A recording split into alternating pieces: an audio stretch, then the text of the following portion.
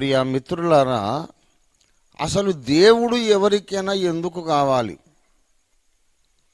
ఏ మతమైనా సరే, ఏ మతములోని భక్తులైనా సరే, వాళ్ళకంటూ ఒక ఇష్టదైవం ఉంటారు ఎవరో. ఇంకా పేర్లు చెప్పడానికి అవకాశం లేదు, చాలా పేర్లు చెప్పాల్సి వస్తుంది. అయినా అవసరం లేదు, సింపుల్గా చెప్పుకుందాం. మరి ప్రతి మతములోనూ భక్తులకు వాళ్ళ ఇష్టదైవం అనేది ఎవరో ఉంటారు. వాళ్ళు ఆ దేవుళ్లకు భజనలు చేస్తుంటారు, స్తుతి ఆరాధన చేస్తూ ఉంటారు, పొగడుతూ ఉంటారు. నా దేవుడు నాకు ఈ మేలు చేశాడని చెప్పుకుంటూ ఉంటారు. ఇది సహజమైన ప్రక్రియ. ఏ మతములోనైనా ఏ భక్తుడైనా నేను నమ్మిన దేవుడు నాకు ఏ మేలు చేయలేదు అని చెప్తాడా? ఎవరు చెప్పరు. నాకు తెలుసు, అన్ని మతములలోని భక్తులు మా దేవుడు మాకు మేలు చేశాడు అని చెప్పుకుంటారు. అసలు దేవుడు ఎందుకు కావాలంటే మనకు మేలు చేయడానికే కావాలి. ఏ మేలు చేయనోడు వాడేం దేవుడండి? ఎందుకు వాడు మనకు అసలు అవసరం ఏంటి? ఉన్నాడు, పూజలు అందుకుంటాడు కానీ సహాయం చేయడు, పూజలు అందుకుంటాడు కానీ ఏ మేలు చేయడు, సమస్యలు పరిష్కారం చేయడు. అలాంటి దేవుడు మనకెందుకు? వాడు ఉన్నా ఒకటే, ఊడినా ఒకటే.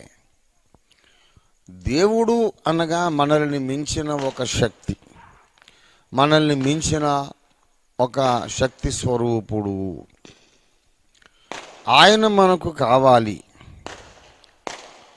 ఎందుకు కావాలి అంటే మనకు మేలు చేయడానికి కావాలి. మేలు చేయకపోతే దేవుడు ఎందుకు మనకు? వేస్ట్. అన్ని మతములలోని ప్రజలు దేవుడు మేలు చేశాడు అని ఆనందపడుతూనే ఉన్నారు. చాలా సంతోషం. ఇక్కడ ఈ భక్తుడు కూడా దేవుడు ఎన్నో మేళ్ళు చేశాడట. ఆయన చేసిన ఉపకారములలో దేనిని మరొకమన్నాడు.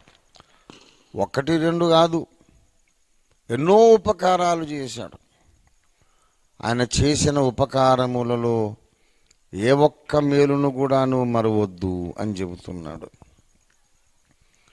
సాధారణంగా మనుషులను అడగండి, నేను ఫలానా దేవతను నమ్ముకున్నానండి, నాకు చాలా మేలు జరిగింది అంటారు. ఏం మేలు జరిగింది నాయన అంటే కొన్ని విషయాలు చెబుతారు.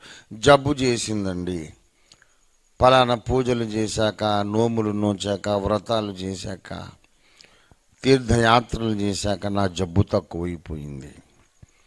లేకపోతే మా అమ్మాయికి పెళ్ళి కాలేదండి, వయసు దాటిపోతూ ఉంది, ఫలానా పూజలు చేశాక మా అమ్మాయికి పెళ్ళి అయిపోయింది.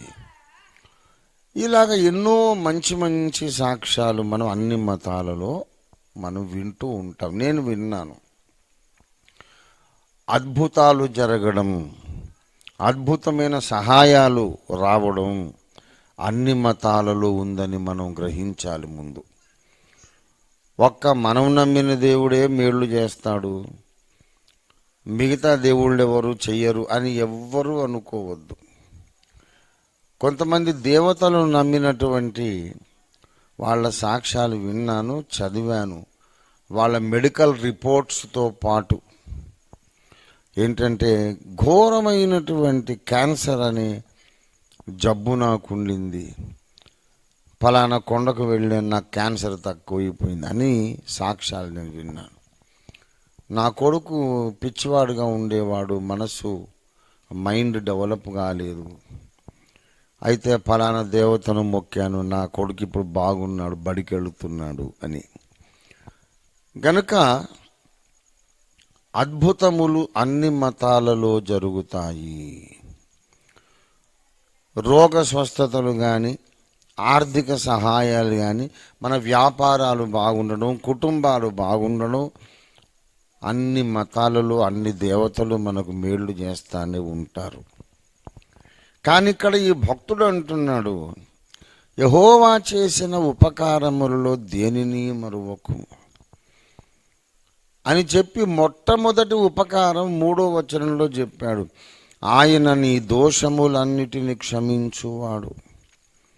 ప్రియులారా, నేను సీనియర్ సిటిజను, 43 ఏళ్ళు నేను పబ్లిక్ లైఫ్లో సేవలో ఉన్నాను. మరి అంతకుముందు కూడా ఎప్పుడు పబ్లిక్ లైఫ్లో ఉండేవాడిని. ట్రేడ్ యూనియన్, పాలిటిక్స్లో, రాజకీయాల్లో, ఎన్నో ఉద్యమాలలో ఉండేవాడిని. ప్రజల యొక్క సంబంధాలు, సహవాసము, స్నేహాలు ఎక్కువ నాకు. అన్ని మతాలలో ఉన్నవాళ్ళు, ఒక మతానికి చెందిన వాళ్ళే కాదు, ముస్లిములు, హిందువులు, కమ్యూనిస్టులు, నాస్తికులు, క్రైస్తవులు, అన్ని డినామినేషన్ల వాళ్ళు. నా ఫ్రెండ్ సర్కిల్ కొన్ని వేల మంది అందరినీ గుర్తుపడతా, పేరు పెట్టి పిలుస్తాను. అలాంటి ఫ్రెండ్ సర్కిల్ ఉంది నాకు.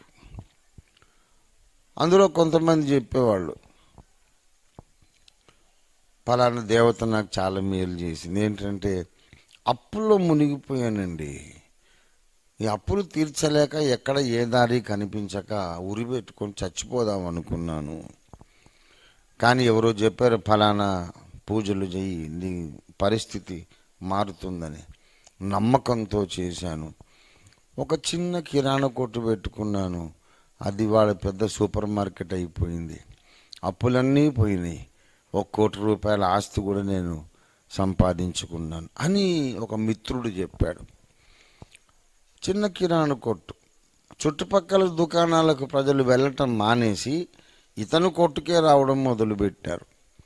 రాను రాను వ్యాపారం 3 పువ్వులు 6 కాయలు అన్నట్టు డబల్ వర్ధిల్లి ఆయన దుకాణం పెద్ద సూపర్ మార్కెట్ లాగా అయిపోయింది.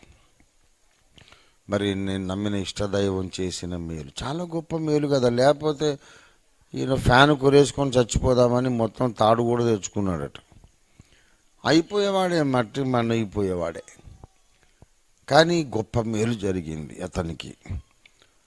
అతను ఇప్పుడు ఐశ్వర్యవంతుడయ్యాడు. 25 లక్షలు కట్నం ఇచ్చి కూతురు పెళ్లి కూడా చేశాడు. నా మిత్రుడే. ఇలాంటి సాక్ష్యాలు నేను కొన్ని 100, 1000 విన్నాను. అయితే ఆశ్చర్యకరం ఏంటంటే 103వ కీర్తనలో భక్తుడైనటువంటి దావీదు చెబుతున్నాడు, యెహోవా చేసిన, అంటే దేవుడు చేసిన ఉపకారములలో దేన్ని మరవద్దు. ఏంటయ్యా దేవుడు చేసిన ఉపకారాలంటే, నా అప్పులు తీర్చాడు దేవుడు అని చెప్పడం లేదు. నాకేదో రోగం ఉంటే నా రోగాన్ని నయం చేసి స్వస్థపరిచాడు, ఆరోగ్యం ఇచ్చాడని చెప్పడం లేదు. ఈ లోక సంబంధమైన ఏ సమస్యను గూర్చి కూడా దేవుడు సహాయం చేశాడని, పరిష్కరించాడని చెప్పడం లేదు. అప్పుల బాధ కాదు, జబ్బుల బాధ కాదు, లేకపోతే ఇంకా సమాజంలో శత్రువుల చేత కలిగే బాధలు కాదు. ఏ బాధను గూర్చి కూడా ఈయన సాక్ష్యం ఇవ్వడం లేదు. దావీదు నమ్మినటువంటి దేవుడు యెహోవా దేవుడు, బైబిల్లో కనబడుతున్నటువంటి దేవుడు ఏం చేశాడటంటే, నా ప్రాణమా ఆయన నీ దోషములన్నిటినీ క్షమించువాడు. అనగా దేవుడు చెయ్యదగిన అతి గొప్ప మేలు, దేవుడు చెయ్యవలసిన అతి గొప్ప మేలు, దేవుడు తప్ప ఇంకెవడు చేయలేనటువంటి అతి గొప్ప మేలు దోషములను క్షమించుట, పాపక్షమాపణ అతి గొప్ప మేలు. ఈ సంగతి ప్రతి మానవుడు అర్థం చేసుకోవాలి. మేము చేసేది మత ప్రచారం కాదు, సత్య ప్రచారం. వాస్తవాలను తెలియజెప్పడమే. ఎవరికి వాళ్ళు ఆలోచించుకోవాలి. ఎవ్వరూ మతాలు మార్చుకోవద్దు. మతం మార్పిడి వలన ప్రయోజనం శూన్యం. అన్ని మతాలలోనూ త్రాగుబోతులు ఉంటారు, అబద్ధాలు చెప్పేవాళ్ళు ఉంటారు, మోసగాళ్ళు ఉంటారు, హంతకులు ఉంటారు, వ్యభిచారులు ఉంటారు. ఫలానా మతంలో పాపాలు చేసేవాళ్ళు లేరని ఎవరైనా చెప్పగలరా? ఎవరు చెప్పలేరు. నేను యేసుప్రభు దాసుని నేను చెబుతున్నాను. క్రైస్తవులలో కూడా తప్పులు చేసేవాళ్ళు ఉంటారు. మీకు అనుమానం ఉంటే సెంట్రల్ జైలుకి పోయి చూడండి. అక్కడ మంచిగా అబ్రహాము, యాకోబు, ఇస్సాకు, దావీదు, యేసుదాసు, యేసురత్నం అనేవాళ్ళు అక్కడ ఉంటారు సెంట్రల్ జైలు, రాజమండ్రి సెంట్రల్ జైల్లో. ఏం బాబు ఎందుకు జైలుకి వచ్చావంటే నేను భార్యను చంపేసి వచ్చానంటాడు ఒకడు. ఇంటి పక్కడితో గొడవైందండి, కొడితే వాడు తల పగిలిపోయి చచ్చిపోయాడు అంటాడు ఒకడు. మరి మతంతో ఒరిగింది ఏంటి చెప్పండి? ఏ మతంలో ఉన్నా సరే తప్పులు చేసేవాళ్ళు కొందరు ఉంటారు. అన్ని మతాలలో నీతిగా బ్రతుకుదామనుకునే వాళ్ళు ఉంటారు. ఇది మనం గమనించాల్సిన వాస్తవం.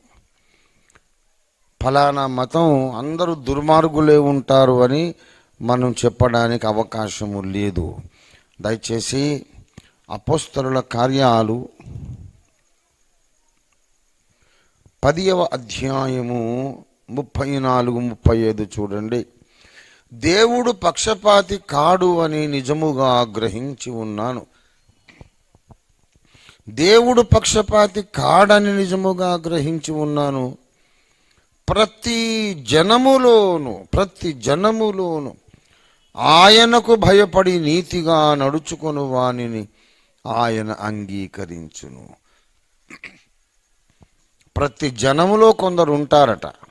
ఎవరు వాళ్ళు? దేవునికి భయపడేవాళ్ళు.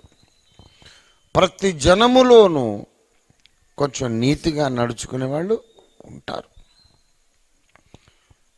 బైబిల్ చాలా నిష్పక్షపాతంగా చెబుతుంది. ప్రియులారా, అసలు మతం మార్చండి అని బైబిల్లో ఎక్కడ రాయబడలేదు. మీరున్న మతం మంచిది కాదు, మన మతంలోకి రండి, మా మతంలోకి రమ్మని బైబిల్లో మొత్తం మొదటి పేజీ నుండి ఆఖరి పేజీ దాకా ఒక్క చోట కూడా రాయబడలేదు. మతం మార్పిడి అనేది అసలు లేనే లేదు. కొంతమంది ఈ మధ్య ఇదొక అపనింద ప్రచారం చేస్తున్నారు, క్రైస్తవులు మతం మారుస్తున్నారని. చాలా తప్పు. మతం మార్చడం కాదు, మానవుణ్ణి గూర్చి దేవుణ్ణి గూర్చి బైబిల్ చెబుతున్న కొన్ని వాస్తవాలను అందరికీ తెలియజెప్పుతున్నాం. మీకు నచ్చితే నమ్మొచ్చు, లేకపోతే వదిలేసేయచ్చు అని కూడా చెబుతున్నాం. యేసయ్యే చెప్పాడు, సువార్త ప్రకటించండి, నమ్మిన వానికి రక్షణ, నమ్మకపోతే శిక్ష కలుగుతుంది అని చెప్పాడు. అంటే నమ్మడానికి అవకాశం ఉంది, నమ్మకపోవడానికి కూడా అవకాశం ఉంది. మనిషికి స్వేచ్ఛ ఉంది. అన్నీ చెబుతున్నాము, అందరూ అన్నీ వింటారు ఏంటి? మార్కెట్లో ఎన్నో సబ్బులు ఉన్నాయి. అన్ని సబ్బులు ఎవరికి వాడే నాదే బెస్ట్ సబ్బు అని చెబుతాడు. ఎవడికి నచ్చిన సబ్బు వాడు కొనుక్కుంటాడు. మిగతా సబ్బులలో వీడి మీద కేసు పెట్టరు. ఏరా నేను ప్రచారం చేస్తే నువ్వెందుకు వేరే సబ్బు కొన్నావు అని అన్నాడు. వాడి ఇష్టము. లోకో భిన్న రుచి. ఎవరికి నచ్చిన సబ్బు వాళ్ళు వాడతారు, ఎవరికి నచ్చినటువంటి నూనె, ఎవరికి నచ్చిన వస్త్రాలు, ఎవరికి నచ్చిన ఆహారం వాళ్ళు తీసుకుంటారు. ఎవరి మనసుకు నచ్చిన దేవుణ్ణి వాళ్ళు కొలుస్తారు. అందులో అసలు కేసే లేదు. కానీ బైబిల్ చెప్పేది ఏంటంటే సత్యమును తెలియజేయాలి. యేసుప్రభు వారు చెప్పారు, సత్యమును గూర్చి సాక్ష్యం ఇచ్చుటకు నేను ఈ లోకానికి వచ్చితిని. చెప్పడమే నా పని. ఎవరికి వారు ఆలోచించుకోవాలి, నచ్చితే నమ్మాలి, లేకపోతే ఎవరికి నచ్చిన మార్గంలో వాళ్ళు ఉండాలి. త్వరలోనే లోకం అంతమైపోతుంది. సృష్టికర్త వస్తాడు, అందరినీ తన న్యాయపీఠం ముందు నిలబెట్టి తీర్పు తీరుస్తాడు. అప్పుడు ఎవరి లెక్క వాళ్ళు చెప్పుకుంటారు. చెప్పకపోతే నన్ను లెక్క అడుగుతాడు, ఎందుకురా చెప్పలేదని. చెప్పినా నమ్మకపోతే వాళ్ళని లెక్క అడుగుతాడు, ఎందుకు నీకంత తర్కబద్ధంగా లాజికల్గా చెప్పినా, హేతుబద్ధంగా ఆధారాలతో చెప్పినా నీవెందుకు నమ్మలేదని అడుగుతాడు. ఎవరి లెక్క వాళ్ళు చెప్పుకుంటారు. అందులో మనం గొడవలు పడడం అనవసరం. ఇక్కడ మనం లేఖనాన్ని గమనిస్తే ఎంత స్పష్టంగా దేవుడు చెబుతున్నాడు. ప్రతి జనములోనూ దేవునికి భయపడి నీతిగా నడుచుకునే వాళ్ళు ఉంటారు. గనక ఇక మతం మారడం ఏంటి? అన్ని మతాలలో కూడా మంచివాళ్ళు ఉంటారు, అన్ని మతాలలో కూడా కొందరు చెడ్డవాళ్ళు ఉంటారు. కనుక ఆ మతం మంచిది కాదు ఇందులోకి రమ్మంటే, ఇందులో కూడా దుర్మార్గులు కొందరు ఉంటారు, మంచోళ్ళు కొందరు ఉంటారు.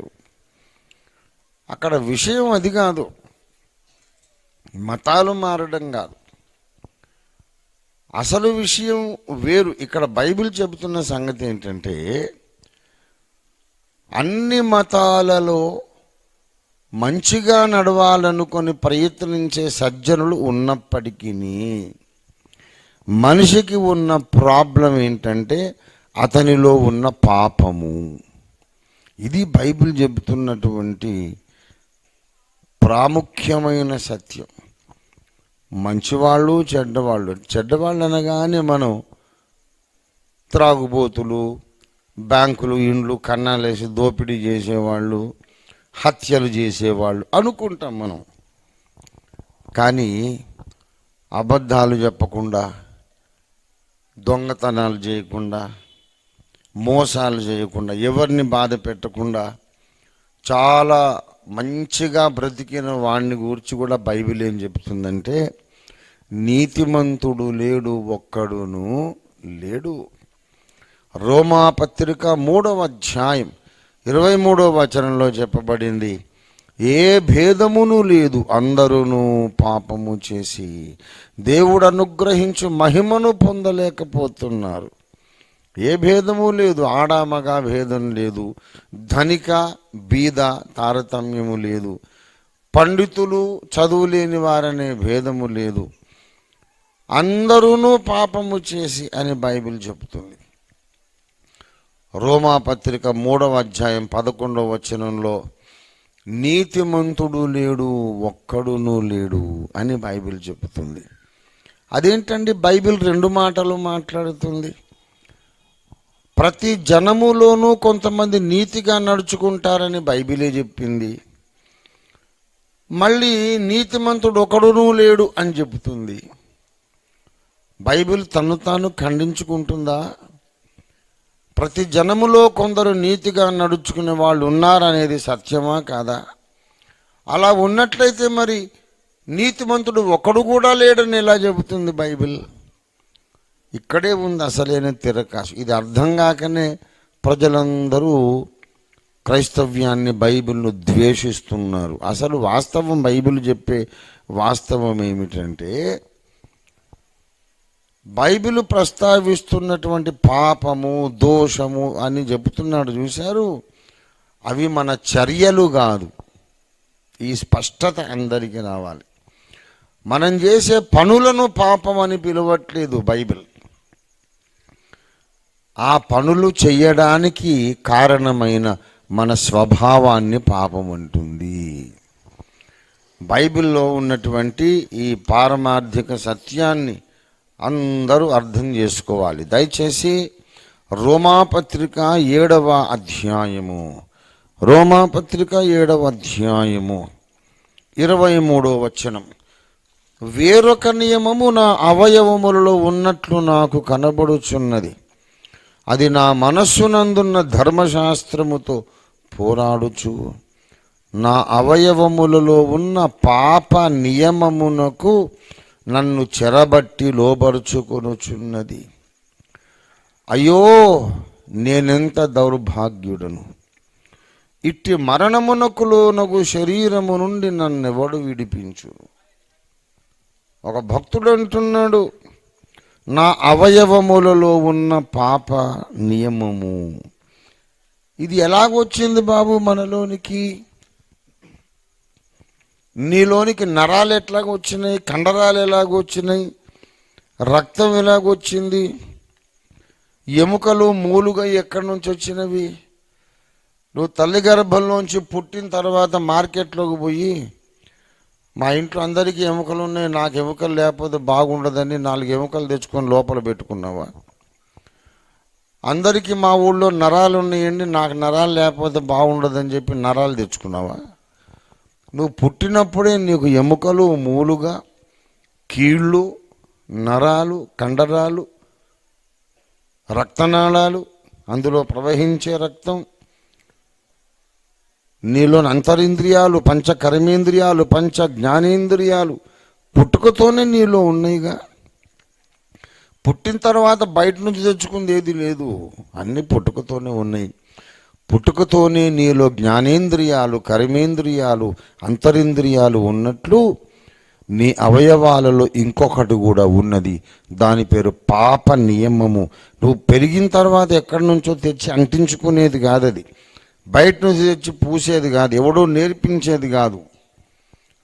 నువ్వు పుట్టినప్పుడే నీ లోపలికి పాప నియమం అనేది వచ్చేసింది.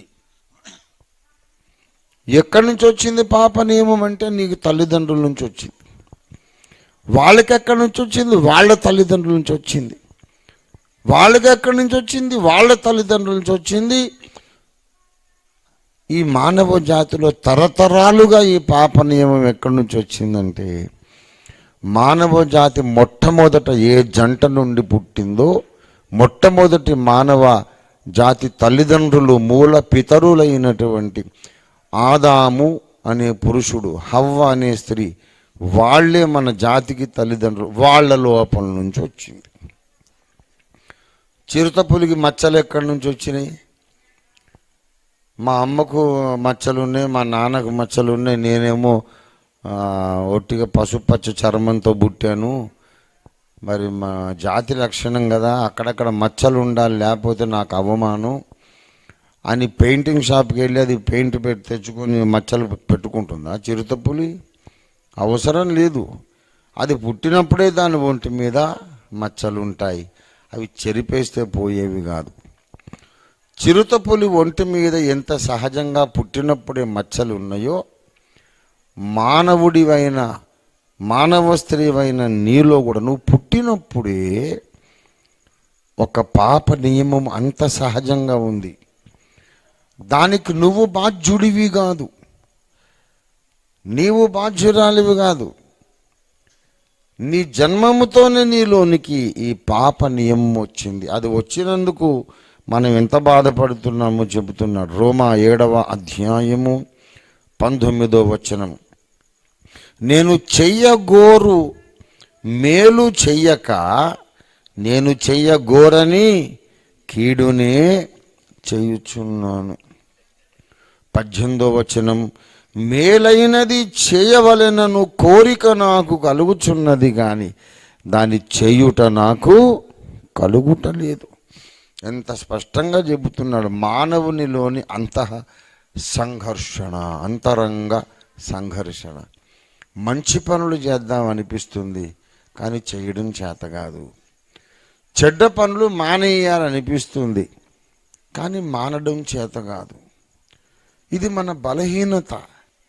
చాలాసార్లు ప్రయత్నం చేస్తాం, ఇప్పటి నుంచి నేను ఇంకా ఏ తప్పు చేయకూడదు, నేను చాలా నిష్టగా నీతిగా బ్రతుకుతాను అని త్రికరణ శుద్ధిగా బలంగా మనం తీర్మానం చేస్తాం. 2-3 రోజులు కాగానే మళ్ళీ కాలు జారి పడ్డట్టుగా మళ్ళీ అదే తప్పు మళ్ళీ చేస్తాం. ఇంకా ఏదో ఒక తప్పు. మనుషులందరికీ ఈ వేదన ఉంది. అయ్యో నేను ఎందుకు మళ్ళీ ఇలా తప్పు చేశాను అనుకుంటాడు. నువ్వు పాపివి అని బైబిల్ అంటుందంటే నువ్వు దుర్మార్గుడివని కాదు. బైబిల్ నిన్ను దూషించటం లేదు, గమనించాలి. నువ్వు పాపివని బైబిల్ అంటుందంటే ఏ భేదము లేదు, అందరూ పాపులు, నీతిమంతుడు లేడు, ఒకడు లేడంటే బైబిల్ నిన్ను ఓరి దుర్మార్గుడా, దుష్టుడా అని అంటుందని కాదు కాదు కాదు కాదు కాదు. దయచేసి అర్థం చేసుకోవాలి. నువ్వు పాపివి అని అంటుందంటే నీ ఒక రోగివి, ఒక వ్యాధిగ్రస్తుడివి అని బైబిల్ చెబుతోంది. ఇదే గుంటూరు పట్టణంలో 25 సంవత్సరాల క్రిందట నాకు బాగా తెలిసిన ఒక కుటుంబం ఉండేది. వాళ్ళు యవనస్తులు, చాలా చక్కగా ఇద్దరు ఉంటారు, ఇష్టపడి పెళ్లి చేసుకున్నారు. తర్వాత వాళ్ళకు చక్కని పాప పుట్టింది, చాలా చక్కని పాప. కానీ ఆ పాపకు ఆరోగ్యం సరిగా ఉండడం లేదు, జ్వరం వచ్చింది, జ్వరం తగ్గడం లేదు, అన్ని రకాల మందులు ఇస్తున్నారు. రోజుల పసిగుడ్డు అన్ని మందులు ఇస్తున్నారు, ఆమె రెస్పాండ్ కావడం లేదు.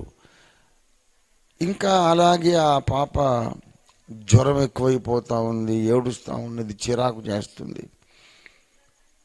ఈ మందులు ఎందుకు పనిచేయటం లేదని డాక్టర్లకు అనుమానం వచ్చి అన్ని పరీక్షలు చేశారు. రక్త పరీక్ష చేస్తే తెలిసింది ఆ పాపకు HIV పాజిటివ్ ఎయిడ్స్ రోగం ఉంది. అరే, ఆ చిన్న పాపకు ఎయిడ్స్ రోగం ఉండడం ఏంటి? పుట్టి 4-5 రోజులైంది ఆమె. అనుమానం వచ్చి తల్లి రక్తాన్ని పరీక్ష చేస్తే తల్లికి ఎయిడ్స్ ఉంది.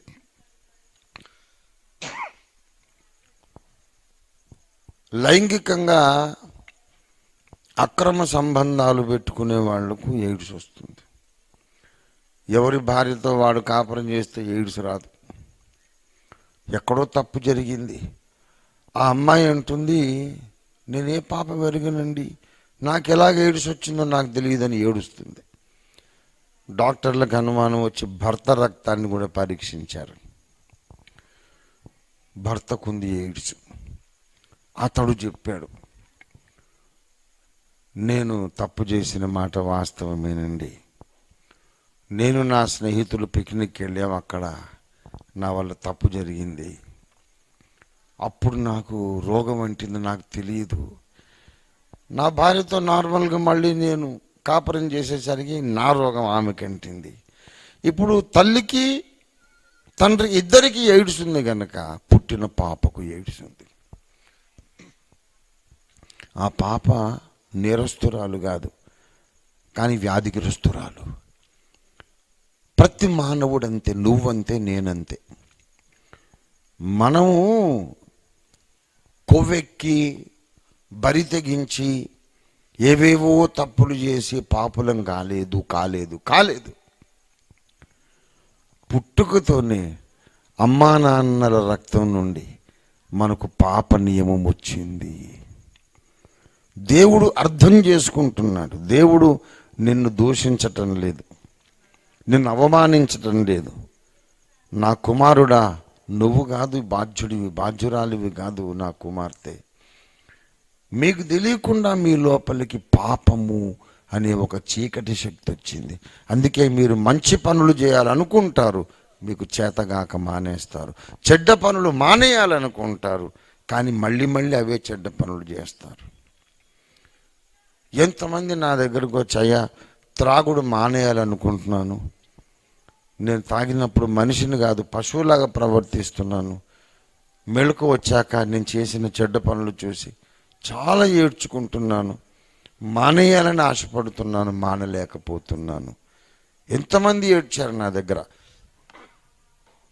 ఎందుకురా బాబు మరి తాగుడు, ఆ పాడు అలవాటు, నీ సంసారం అంతా, నీ ఒళ్ళు గొల్ల ఇల్లు గొల్ల, నీ సంపాదన అంతా పాడైపోతూ ఉంది,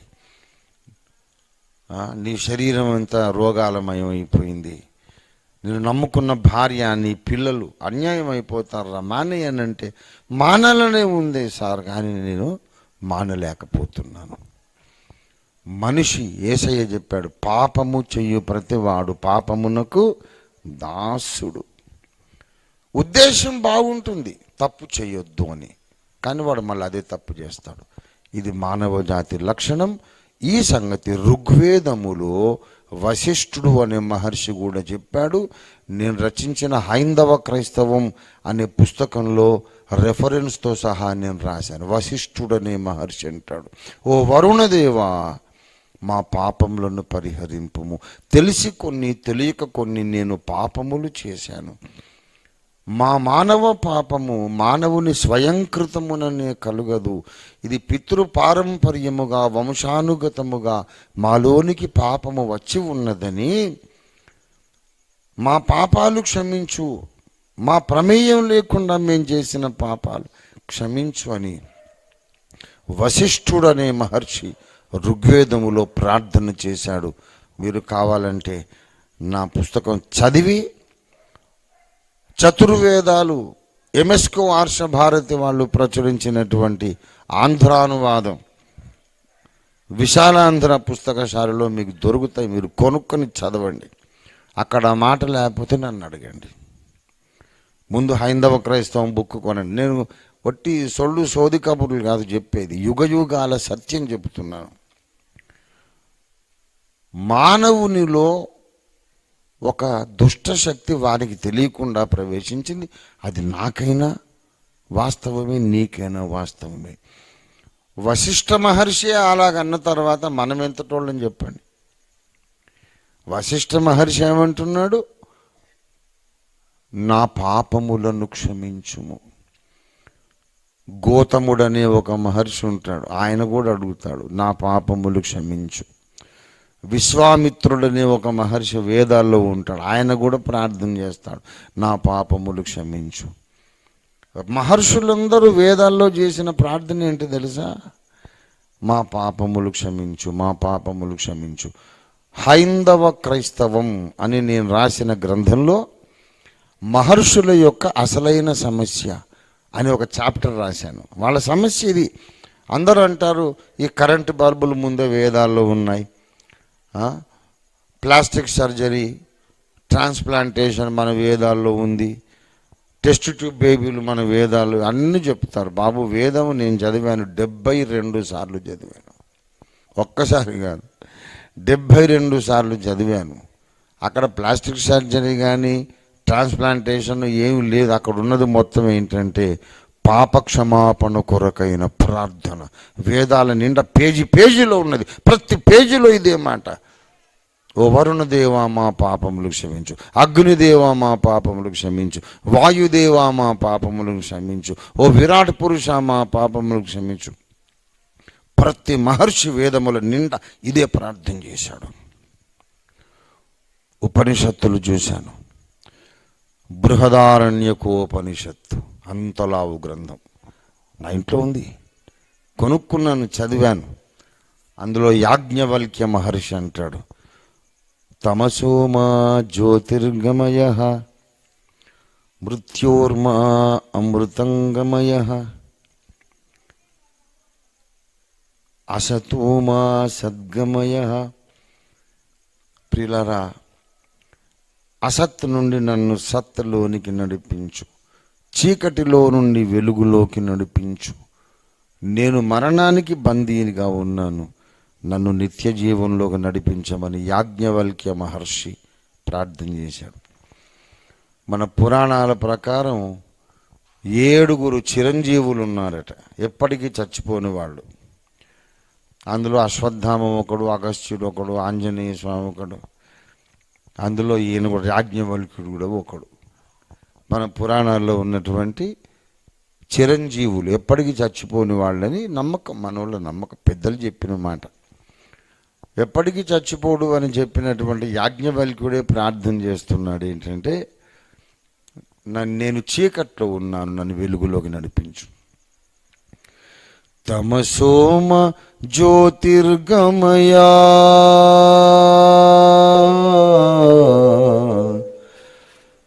తమసోమ జ్యోతిర్గమయ అని తపిస్తూ జపిస్తూ ఘోషిస్తూ ఉన్నా,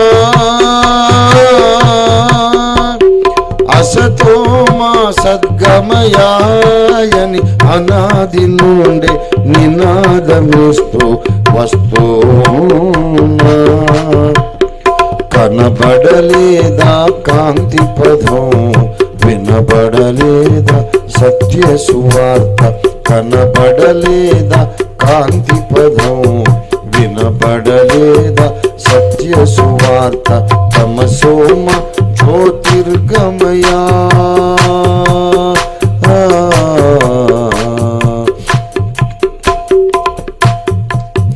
నేనే లోకానికి వెలుగై ఉన్నానని, నేనే మార్గం సత్యం జీవమని, నేనే లోకానికి వెలుగై ఉన్నానని, నేనే మార్గం సత్యం జీవమని ఓయించి చెప్పిన యేసుక్రీస్తు కంటికి కనబడలేదా, చెవికి వినబడలేదా? ఓయించి చెప్పిన యేసుక్రీస్తు కంటికి కనబడలేదా, చెవికి వినబడలేదా? తమసోమ జ్యోతిర్గమయ అని తపిస్తూ జపిస్తూ ఘోషిస్తూ ఉన్నా. అసతోమ సద్గమయాయని అనాది నుండే నినాదమిస్తూ వస్తూనా. కనబడలేదా కాంతి పదం, వినబడలేదా సత్య సువార్త. కనబడలేదా కాంతి పదం, వినబడలేదా సత్య సువార్త. తమసోమ జ్యోతిర్గమయా.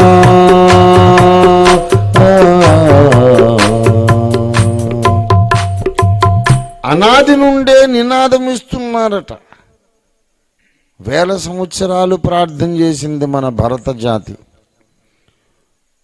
ఓ పరాత్పరుడా, భగవంతుడా, సర్వేశ్వరుడా, అదృశ్యుడా, అగోచరుడా, పరమాత్ముడా, మేము చీకట్లో ఉన్నామయ్యా, వెలుగులోకి నడిపించు. మహర్షులు ఎందుకండి చీకట్లో ఉన్నారు? యాజ్ఞవల్క్యుడు ఆ మాట అనవేంటి? చిరంజీవి చచ్చిపోడు అని మనం అనుకున్నాయన, నేను మృత్యువుకు బందీగా ఉన్నాను, నన్ను అమరత్వానికి నడిపించమని ప్రార్థన చేయడం ఏంటి? ఆలోచన చేయాలి. వాళ్ళందరూ దుర్మార్గులు కాదు, సన్మార్గులు, మహర్షులు. సంసారాలు వదిలేసి, భార్యాపిల్లలను వదిలేసి, ఈ లోక సుఖాలను వదిలేసి అడవుల్లోకి వెళ్ళి తపస్సులు చేసుకున్న మహనీయులు, మహానుభావులు. వాళ్ళు ఏం తప్పు చేస్తారని అడవిలో ఏం తప్పు చేస్తారు? హిమాలయాలకు వెళ్ళి ఏం తప్పు చేస్తారు వాళ్ళు? అక్కడ వ్యభిచార గృహాలు ఉన్నాయా? సారా కోట్లు ఉన్నాయా? దోచుకోవడానికి బ్యాంకులు ఉన్నాయా? ఏం చేస్తారు వాళ్ళు? సమస్త సుఖాలు త్యాగం చేసి అడవిలోకి వెళ్ళిన తర్వాత అంటాడు, నేను చీకట్లో ఉన్నాను, వెలుగులోకి నడిపించు. నేను మరణానికి బందీ, నిత్య జీవానికి నడిపించు. బృహదారణ్యకోపనిషత్తులో యాజ్ఞవల్క్య మహర్షి ప్రార్థన, ఋగ్వేదంలో వశిష్ఠ మహర్షి ప్రార్థన, గౌతమ మహర్షి ప్రార్థన, విశ్వామిత్ర మహర్షి ప్రార్థన. మేము పాపులము, మమ్మల్ని క్షమించు. ఎక్కడి నుంచి వచ్చింది? ఏం పాపం చేశావు గౌతమ మహర్షి? ఏం పాపం చేసావయ్యా యాజ్ఞవల్క్యుడా? వ్యభిచారమా, నరహత్య, అలాంటివి చెయ్యరే వాళ్ళు? మహానుభావులు కదా. మరి ఏం తప్పు చేసావు అంటే వశిష్ఠుడు చెబుతాడు, మా పాపము మేం చేసింది కాదు బాబు, పితృపారంపర్యంగా వచ్చింది, వారసత్వంగా. మా తాతలు ముత్తాతలు, వాళ్ళ ముత్తాతలు ఎక్కడి నుంచో రక్తంలో ప్రవహించి వచ్చింది పాపం. ఆ పాపాన్ని గూర్చే బైబిల్ చెబుతుంది, ఏ భేదము లేదు, అందరూ పాపులే అని. కులమత భేదములెందుకు, మానవులెల్ల పాపులండి. కులమత భేదములెందుకు, మానవులెల్ల పాపులండి. జగములోన ఎందెందు వెదకిన నీతి పరుడు లేడు, దేవుని వెదకువాడు లేడు. జగములోన ఎందెందు వెదకిన నీతి పరుడు లేడు, దేవుని వెదకువాడు లేడు. ఓ వినుము సోదర, పరమ గురుని బోధ, నమ్మిన తొలగు నరక బాధ. పాపులకెల్లను దొరికెడి జీతము నరకము సుమ్మంది. పాపులకెల్లను దొరికెడి జీతము నరకము సుమ్మంది. ఎంత ఘనులకైనా ఆ నరకము తప్పదు నిజమండి, నరకపు బాధ గొప్పదండి. ఎంత ఘనులకైనా ఆ నరకము తప్పదు నిజమండి, నరకపు బాధ గొప్పదండి. ఓ వినుము సోదర, పరమ గురుని బోధ, నమ్మిన తొలగు నరక బాధ. కులమత భేదములెందుకు? అసలు కులం ఏంటండి బాబు? ఈ రోజుల్లో కులపిచ్చి ఎక్కువైపోయింది. కులాల పేరిట సమాజాన్ని విభజించేశారు. ఇది శుద్ధ అశాస్త్రీయమైన అన్సైంటిఫిక్ మూఢనమ్మకం కులం అనేది. నేను ప్రపంచాన్ని, భారత సమాజాన్ని మొత్తాన్ని సవాలు చేస్తున్నాను. ప్రతి గవర్నమెంట్ అప్లికేషన్ ఫామ్లో నీ కులం ఏంటని అడుగుతారు. కులాల పేరిట రిజర్వేషన్లు, కులాల పేరిట రాయితీలు. నేను చెబుతున్నాను, మీ రక్తము నా రక్తం, ఇక్కడ ఉన్న వాళ్ళందరి రక్తం తీసుకెళ్ళి పాథలాజికల్ ల్యాబొరేటరీలో ఇద్దాం. ఈ రక్తం ఏ రక్తం ఏ కులమో చెప్పమంటే వాడు చెప్తాడా? ఏ గ్రూపా, బి గ్రూపా, బి పాజిటివా, ఓ పాజిటివా, ఓ నెగిటివా చెప్తాడు తప్ప ఇది మాల రక్తం, ఇది రెడ్డి రక్తం, ఇది కాపు రక్తం చెప్తాడా? మరి లేనిది ఎందుకయ్యా ఊహించుకొని కులాల కొరకు తన్నుకొని చేస్తారు, కులాల కొరకు హత్యలు చేస్తారు, కులాల పేరు మీద ఎందుకొరకు ఒకరినొకరు ద్వేషించుకుంటున్నారు? కులం అనేది లేదు, ఎక్కడ లేదు. అది కులం అంటే నిర్వచించండి, నిర్వచనమే లేదు దానికి. ఎవరి రక్తాన్ని పరీక్షించినా ఏ కులమో తెలియదు. యాక్సిడెంట్లు అయినప్పుడు రక్తం బాగా పోయినప్పుడు, ప్రాణాపాయం ఉన్నప్పుడు బ్లడ్ బ్యాంకులో రక్తం తెచ్చెక్కిస్తారు. అది ఏ కులం రక్తమో తెలుసా నీకు? ఏ కులమోడికి యాక్సిడెంట్ అయితే ఆ కులమోడి రక్తమే ఎక్కించాలని రూల్ చేస్తే బ్రతుకుతారా మనుషులు? లేని కులాన్ని గురించి ఎందుకు గొడవలాడతారు? కులం అనేది వ్యర్థము.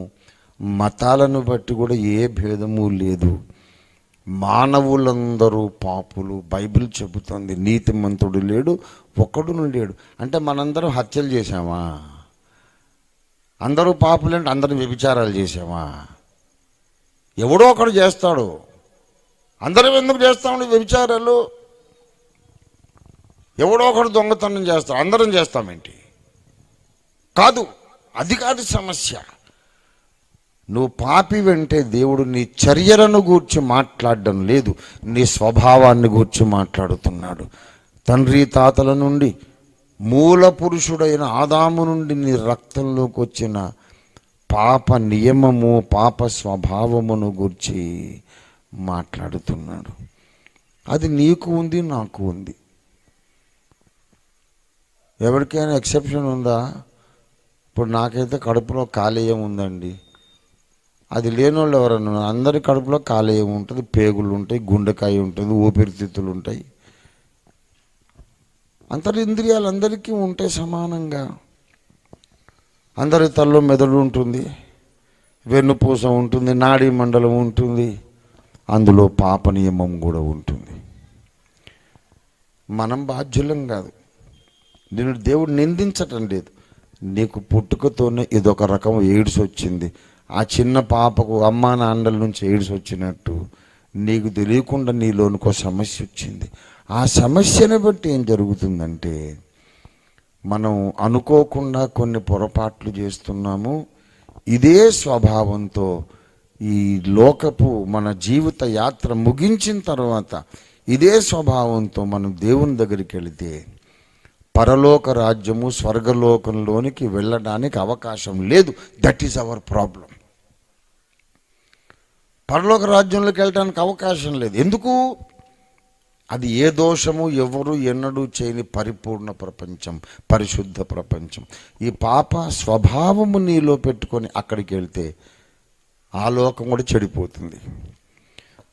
మెల్లిమెల్లిగా ఆ లోకం కూడా నీలాంటి వాళ్ళందరూ, మనలాంటి వాళ్ళు, నాలాంటి వాళ్ళందరూ అక్కడికి వెళ్ళిపోతే, పాప నైజముతో వెళ్ళిపోతే, పాప నియమము గల వాళ్ళు వెళ్ళిపోతే పరలోకం కూడా ఈ భూలోకంలాగా చెడిపోతుంది. గనక పాప స్వభావము కలిగిన వాళ్ళు ఎవరు పరలోకానికి రాకూడదని దేవుడు గేట్లు మూసేశాడు. ఇంకా ఒక్కటే ఆప్షన్ ఉంది. యుగయుగాలు ఆరక మండుచుండే అగ్నిగంధకముల గుండం. మనకు పుట్టుకతోనే ఎయిడ్స్ వచ్చేసింది అమ్మా నాన్నల నుండి, వాళ్ళ అమ్మా నాన్నల నుంచి. మనకు తెలియదు. ఈ రోగాన్ని బట్టి పరలోకంలో మనకు ప్రవేశం లేదు, అగ్నిగుండంలోకి వెళ్ళాలి. ఇది మానవ జాతికి ఉన్న సమస్య. ఇప్పుడు దేవుడు చేయాల్సిన మేలు ఏంటంటే కిరాణా కొట్టు పెట్టించడం కాదు, నీ జబ్బులు నయం చేయడం కాదు.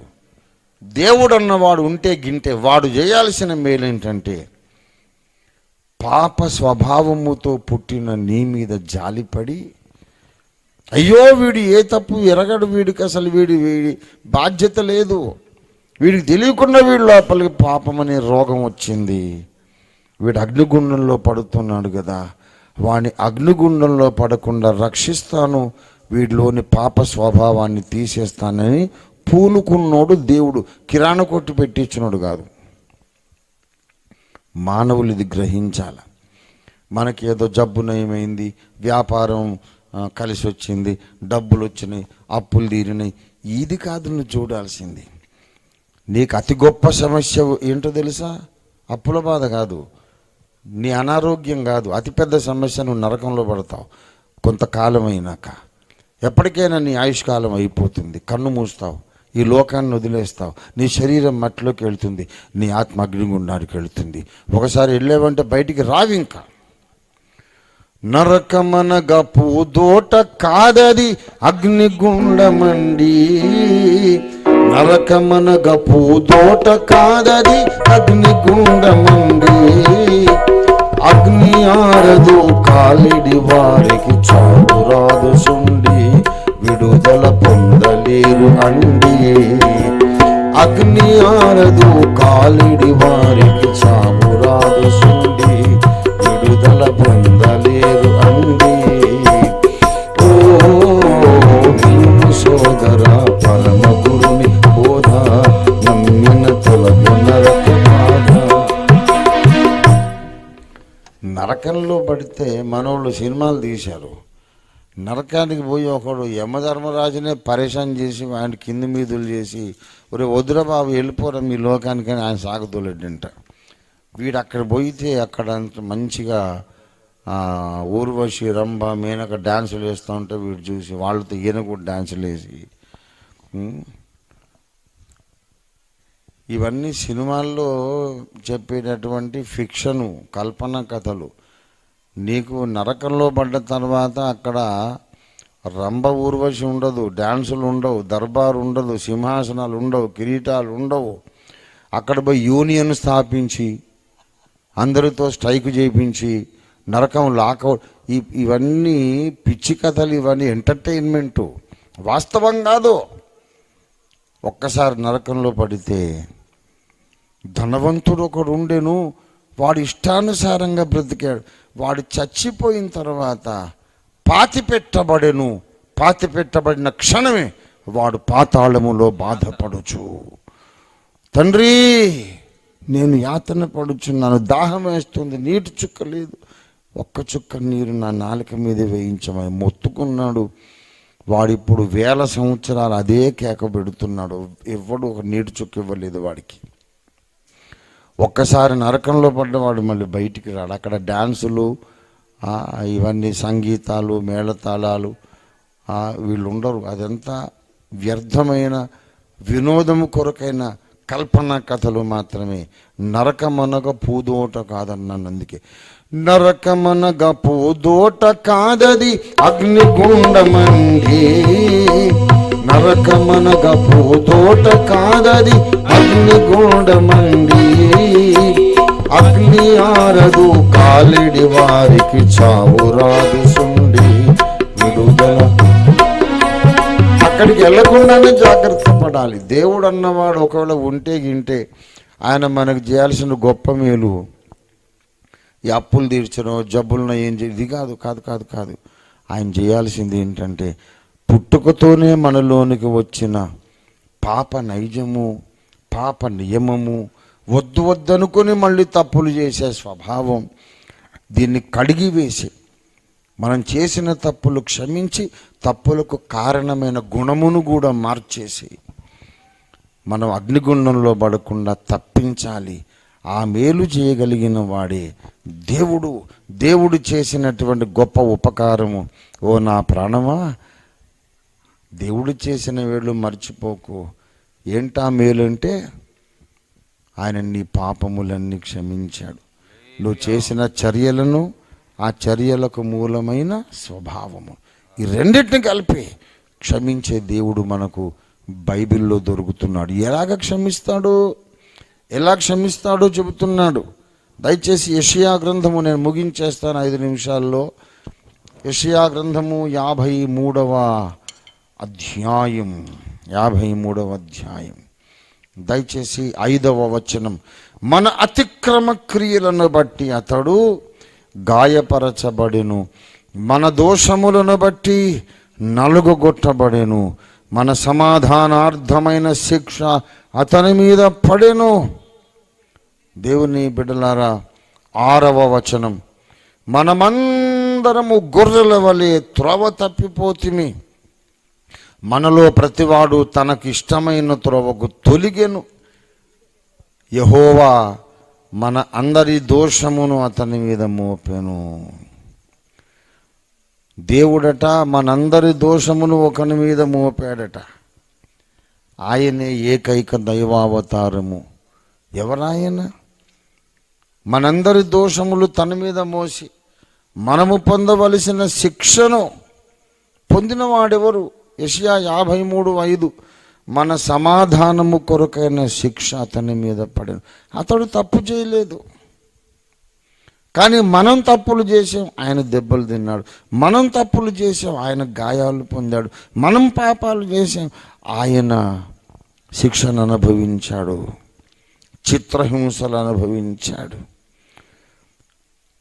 ఎందుకు అంటే ఆయన చేతగాని వాడే కాదు సుమా. 10వ వచనము చూడండి. అతడు తన్ను తానే అపరాధ పరిహారార్థ బలి చెయ్యగా, అపరాధములను పరిహరించడానికి అవసరమైన బలిగా ఆయన తన్ను తానే అర్పించుకున్నాడట. ఆ పని చేసిన వాడు ఎవరండి? ఈ ప్రపంచ చరిత్రలో దేవతలు అనబడిన వారు చాలామంది ఉన్నారు. ఎవరికి నచ్చిన వాళ్ళని వాళ్ళు పూజించుకుంటున్నారు, మాకు అభ్యంతరం లేదు, ఎవరిష్టం వాళ్ళది. కానీ నేను అడుగుతున్నాను, ప్రపంచ చరిత్రలో మన అపరాధములను పరిహరించడానికి అవసరమైన బలిగా తను అర్పించుకున్నవాడు ఎవరు? 10 మంది ఉన్నారా? 1,000,000 మంది ఉన్నారా? 3 ఉన్నారా? 2 ఉన్నారా? ఒకే ఒక్కడు ఉన్నాడు. మన పాపముల కొరకు తానే బలి అయిన వాడు 2024 సంవత్సరాల కిందట, 2024 సంవత్సరాల కిందట భూలోకానికి నడిబొడ్డు లాంటి ప్రదేశం ఇశ్రాయేలు దేశంలో మనుషులందరి పాపాల కొరకు సిలువలో వ్రేలాడి మరణించి మనందరి శిక్షను ఆయన మోసి మనకు శిక్ష లేకుండా చేసిన రక్షకుడు నజరేయుడైన యేసునాథుడు. దేవునికి స్తోత్రం కలుగునుగాక. హల్లెలూయా. అందుకే ఆయన్ను గూర్చి చెబుతున్నాం. మతం మార్చుకోమని కాదు, నువ్వు మారొద్దు బాబు, నీ మతంలో నువ్వు ఉండు, కానీ నీ పాపములను మోసిన ఒక దేవుడు ఉన్నాడని చెబుతున్నావు. అసలు నీకున్న సమస్య నీకు తెలీదు. నువ్వేమనుకుంటున్నావంటే నాకు డబ్బులు లేవు, మంచి సొంత ఇల్లు లేదు, లేకపోతే నాకు ఆరోగ్యం లేదు, నేను ఎక్కువ పొడుగు లేను, చాలా పొట్టుకున్నాను, ఇవే సమస్యలు అనుకుంటున్నావు. నువ్వు పొడుగున్నా పొట్టుకున్నా అది మట్టిలోకి పోవాల్సిందే. నీకు జబ్బులు ఉన్నా ఆరోగ్యం ఉన్నా ఒకప్పటికి శరీరం వదిలేస్తావు. నువ్వు గుడిసెలో ఉన్నా మేడలో ఉన్నా దాన్ని వదిలేసి వెళ్ళిపోతావు. నీ సమస్య ఏంటి? ఈ లోకాన్ని విడిచి నాకు అగ్నిగుండం ఉంది, అది అసలైన సమస్య. ఆ అగ్నిగుండం తప్పించుకోవాలంటే మన కొరకు జరిమానా ఎవరో కట్టాలి. మన కొరకు జరిమానా కట్టడానికి అవతరించిన ఏకైక దైవావతారుడు యేసు. ఈ విషయం శుక్ల యజుర్వేదం 31వ అధ్యాయంలో రాయబడి ఉంది. అతడే శబ్దము, అతడే ఆదిత్యుడు, అతడే జలము, అతడే యజ్ఞము. యజ్ఞమైన వాడితడు, అతని పేరు శబ్దము. శుక్ల యజుర్వేదం చెప్పింది. బైబిల్ చూడండి, దేవుని వాక్యమును నామము యేసుకు పెట్టబడింది. ఆది యందు వాక్యము ఉండెను, వాక్యము దేవుడై ఉండెను, వాక్యము దేవుని వద్ద ఉండెను, సమస్తము ఆ వాక్యము మూలంగా కలిగెను, ఆ వాక్యము శరీరధారి అయి మన మధ్య నివసించెను. శబ్దమన్నా వాక్యం అన్నా ఒకటే. అతడే శబ్దమని శుక్ల యజుర్వేదం చెప్పింది. ఆ శబ్దమైన వాడు ఏమయ్యాడంటే యజ్ఞమైనాడట, బలి అయినాడట అని 31వ అధ్యాయంలో చెబుతాడు. యజ్ఞమగుటకు అవతరించిన ఇతడు తప్ప వేరొక అవతారము లేదు అని శుక్ల యజుర్వేదం చెప్పింది. దేవునికి స్తోత్రం కలుగునుగాక. నేను చెబితే నా మీద కోప్పడొచ్చు, కానీ శుక్ల యజుర్వేదం చెప్పింది ఎవరి మీద కోప్పడతామండి? మనది 1000 ఏండ్లకు ముందు ఉన్నటువంటి వేద సాహిత్యం అని చెప్పుకుంటున్నారుగా, అందులోనే ఉంది ఇతడు తప్ప ఇతన్ని మించి అవతరించిన వాడు లేడని ఉంది. లేకపోతే నాకు చెప్పండి, ఏ శిక్ష విధించినా నేను పడతాను. శుక్ల యజుర్వేదంలో ఈ మాట ఉంది. శబ్దమని వాక్యమని పేరు పెట్టబడిన వాడు యజ్ఞమగుటకే పుట్టాడు, ఇతన్ని మించి అవతరించిన వాడు లేడు. ఎక్కడ పుట్టాడు అంటే భూలోకానికి నడిబొడ్డు లాంటి దేశంలో పుట్టాడని శుక్ల యజుర్వేదం 23వ అధ్యాయం 60వ వచనంలో రాయబడింది. భువనస్య నాభిం వేదామహం భువనస్య నాభిం. నాకు తెలుసు లోకానికి నడిబొడ్డు లాంటి, భూగోళానికి నడిబొడ్డు లాంటి దేశం ఒకటి ఉంది, అక్కడ పుట్టాడు. మీరు మ్యాప్ తీసుకొని చూడండి, వరల్డ్ మ్యాప్లో లోకానికి నడిబొడ్డు లాంటి, భూగోళానికి నడిబొడ్డు లాంటి ప్రదేశం పేరు ఇజ్రాయేలు దేశం. అక్కడ ఇజ్రాయేల్ ఉంది, ఇండియా లేదు. ఇజ్రాయేల్ ఉందండి నడిబొడ్డుగా, ఇండియా లేదు. అందుకే ఆ యజ్ఞ పురుషుడు ఇండియాలో పుట్టలేదు. మన దేశంలో పుడితే బాగుండు కదా అంటే మన దేశంలో ఆయన పుడితే శుక్ల యజుర్వేదం అబద్ధం అయిపోతుంది. భూలోకానికి నడిబొడ్డు లాంటి దేశంలో పుడతాడని వేదము రాసిన తర్వాత ఇండియాలో ఎలా పుడతాడు? ఆ నడిబొడ్డు లాంటి దేశంలోనే పుట్టాడు. వేద ప్రవచనము నెరవేర్చినాడు. దేవునికి స్తోత్రం కలుగునుగాక. వేద ప్రవచనము నెరవేర్చిన ఏకైక దైవావతారుడు యేసు. నచ్చితే నమ్మండి, లేకపోతే వదిలేసేయండి, లెక్క పైన చెప్పుకోండి, కానీ వాస్తవం ఇది. మనకున్న అసలైన సమస్య పుట్టుకతో వచ్చినటువంటి ఆత్మ సంబంధమైన ఎయిడ్స్ రోగం, పాప స్వభావం. మనకున్న సమస్య మనం అగ్నిగుండంలో పడడానికి వెళుతున్నాం. మనం దానికున్న పరిష్కారం దేవుడు ఆది యందున్న నాద బ్రహ్మము శబ్ద బ్రహ్మం మనిషి అయి పుట్టి మన జరిమానా ఆయన కట్టి, మన శిక్ష ఆయన భరించి, మన జన్మ కర్మ పాపములను క్షమించడానికి ఒక ఏర్పాటు చేశాడు. యెహోవా చేసిన ఉపకారముల్లో అతి గొప్ప ఉపకారం పాపక్షమాపణ. పాపక్షమాపణ ఇవ్వటానికి ఆయనే మనిషి అయి పుట్టి సిలువలో వేలాడి వేద ప్రవచనము నెరవేర్చి యజ్ఞమై మరణించి లేచి సర్వలోక ప్రజలను పిలుస్తున్నాడు. ప్రయాసపడి భారము మోసుకొనుచున్న సమస్త జనులారా మీరందరూ నా యొద్దకు రండి, నేను మీకు విశ్రాంతినిస్తానంటున్నాడు. పాపములు క్షమించుటకు నాకు భూమి మీద అధికారం ఉన్నదని మీరు తెలుసుకోవాలన్నాడు. దేవునికి స్తోత్రం కలుగునుగాక. ఈయన మాత్రమే వేద ప్రవచనములు, ప్రాచీన కాలపు సకల మత గ్రంథాల ప్రవచనాలు నెరవేరుస్తూ భూమధ్యపురంలో పుట్టి యజ్ఞమై లేచినటువంటి లోకరక్షకుడు. ఆయన పేరు నజరేయుడని యేసు. దేవుని స్తోత్రం కలుగునుగాక. హల్లెలూయా, హల్లెలూయా. ప్రవచన పురుషుడు క్రీస్తు ప్రభు, ప్రవచన పురుషుడు క్రీస్తు ప్రభు. పరిశోధించుడి వేదముల నీలా గ్రంథముల నీలా. ప్రవచన పురుషుడు క్రీస్తు ప్రభు. సర్వ పాప పరిహారము కొరకై పరమాత్ముడు రుధిరముగార్చునుయని. సర్వ పాప పరిహారము కొరకై పరమాత్ముడు రుధిరముగార్చునుయని. ప్రవచించెను ధర బ్రాహ్మణ గ్రంథములు. ప్రవచించెను ధర బ్రాహ్మణ గ్రంథములు. క్రీస్తుకు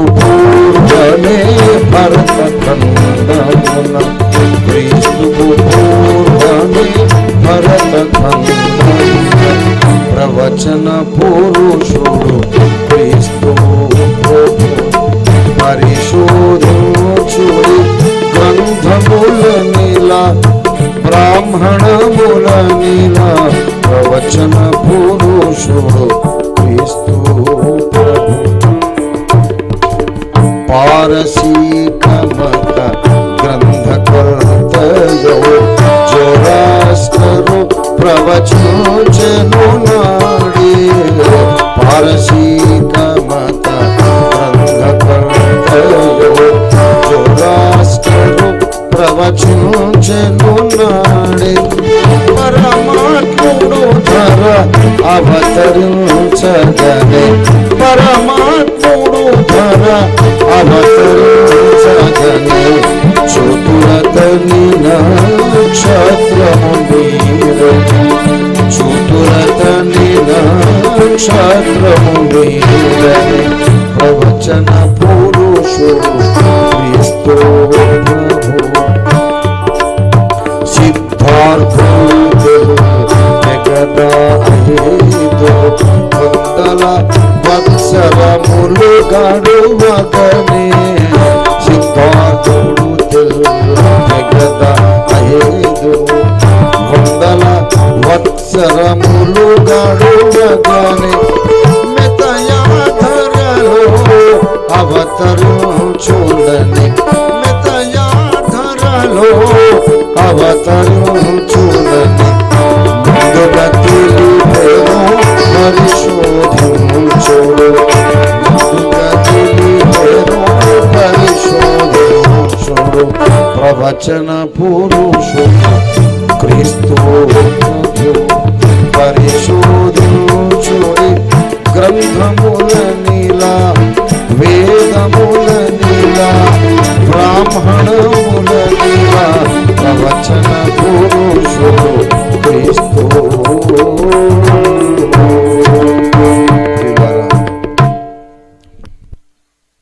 ఎందరో దేవతలనబడిన వారు ఉన్నారు. వాళ్ళందరూ పుట్టి వాళ్ళ చరిత్ర గడిచిపోయినాక తర్వాత ఎవరో తీరుబడిగా కూర్చొని ఇలా జరిగింది ఇలా జరిగింది ఇలా జరిగిందని రాశారు. మంచిదే. జరిగిపోయిన కథ చెప్పేది దైవ లక్షణం ఏముంది? ఏ జర్నలిస్ట్ అయినా చెబుతాడు జరిగిపోయిన సంగతి. జరిగిపోయిన సంగతి చెప్పేవాడు వార్తాపత్రిక విలేకరి, వాడు ప్రవక్తగాడు. ఎందరో దేవతలనబడిన వారు ఉన్నారు, కానీ అందరి చరిత్ర వాళ్ళు పుట్టి చచ్చిపోయిన తర్వాత రాయబడింది. ఒక యేసు చరిత్ర ఆయన పుట్టక ముందు 1000 ఏళ్లకు ముందే రాయబడి ఆ తర్వాత అక్షరాల నెరవేరింది. ఆయన ఏ ఊర్లో పుడతాడో ముందు రాశారు, ఏ వంశములో ఏ గోత్రంలో పుడతాడో, ఏ దేశంలో ఏ పట్టణంలో పుడతాడో ముందే రాశారు. ఏ విధంగా చనిపోతాడో రాశారు, ఏ విధంగా తిరిగి లేస్తాడో రాశారు. ముందుగా రాయబడ్డ జీవిత చరిత్ర తర్వాత తాను పుట్టి నెరవేర్చిన ఏకైక అవతార పురుషుడు, అసలు సిసలైన దైవావతారుడు యేసు. అందుకే అన్నాడు, నేనే మార్గమును, నేనే సత్యమును, నేనే జీవమును. అంటే నేను లేకపోతే మీకు సత్యం లేదు, నేను లేకపోతే మీకు మోక్షానికి దారి దొరకదు. నేనే లేకపోతే మీరు కల్పించుకున్న కథలు ఉంటాయి తప్ప వాస్తవాలు తెలీదు. నేనే సత్యము, నేనే మార్గము, నేనే జీవం, నా ద్వారా తప్ప ఎవడు మోక్షానికి రాడంతే. ఇది యేసయ్య ఖండితంగా చెప్పిన మాట. అందరూ ఆలోచించుకోవాలి, నచ్చితే నమ్మాలి. నాకు నచ్చింది నేను నమ్మా. నేను నమ్మింది వేదములలోను సకల మత గ్రంథాల్లో ఉన్న సత్యం గనక ఇది అందరికీ అవసరమని చెప్పడం నేను మొదలుపెట్టాను. కొందరు నమ్మారు, కొందరు కొట్టారు, కొందరు ద్వేషించారు. ఎవరిష్టం వాళ్ళది. నా మనస్సాక్షికి తృప్తి కలుగున్నట్లు నేనెరిగిన సకల మతముల సారాంశం మరియ కుమారుడైన యేసని లోకానికి చాటిస్తున్నాను. నమ్మిన వాళ్ళు నమ్మని వాళ్ళు దాని ఫలాన్ని పైన పొందుతారు. ఎవరికి వాళ్ళు ఆలోచించుకొని తీర్మానం చేయాలి. ఒకవేళ మీకు నమ్మకం కలిగితే స్వీకరించండి, ఇతరులు కూడా తెలియజెప్పండి. ఎంతకాలం ఉంటామండి? ఇప్పుడు ఎన్నేళ్ళు బ్రతికామో ఇంకా అన్నేళ్ళు తప్పక బ్రతుకుతామని ఎవరికైనా నమ్మకం ఉందా? పోనీ ఇంకొక 4 ఏళ్ళు బ్రతుకుతామని నమ్మకం ఉందా? 4 నెలలు గ్యారంటీ అని నమ్మకం ఉందా? ఎప్పుడు ఈ దేహం రాలిపోతుందో ఆ తర్వాత పైకి వెళ్ళాక పనికొచ్చేది కులం కాదు, మతం కాదు, సృష్టికర్తతో నువ్వు సమాధాన పడ్డావా లేదా అనేది ఒక్కటే అక్కడ కావలసినటువంటి ప్రాముఖ్యమైన వాస్తవం. దాని మీద ఆధారపడి నీ నిత్య భవిష్యత్తు ఉంటుంది. కనుక ఆలోచించాలి, అందరూ తెలివైన నిర్ణయం తీసుకోవాలి. నేను వెళ్ళే మోక్షానికి ప్రతి ఒక్కరూ రావాలని నా ఆశ. దేవుడు ప్రతి ఒక్కరికి జ్ఞాన నేత్రాన్ని వెలిగించునుగాక.